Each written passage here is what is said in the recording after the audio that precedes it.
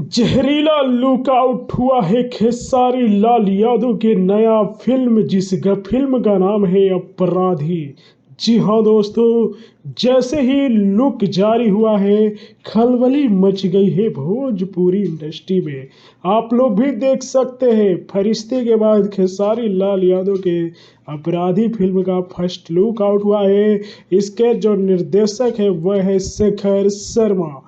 दोस्तों बता दें चलो कि खेसारी लाल यादव होली गानों में धमाका मचाते मचाते अब वे फिल्मों में भी धमाल मचा रहे हैं। और अभी कुछ दिन पहले आप लोग फरिश्ते के फर्स्ट लुक देखकर पागल हुए थे कि अब अपराधी का भी फर्स्ट लुक जारी कर दिया गया है।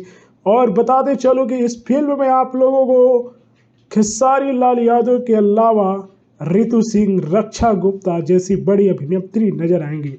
लेकिन फर्स्ट लुक में सिर्फ और सिर्फ खेसारी लाल यादव के खतरनाक लुक नजर आ रहा है। आप लोगों को कैसा लगा है हमें कमेंट में बताएं।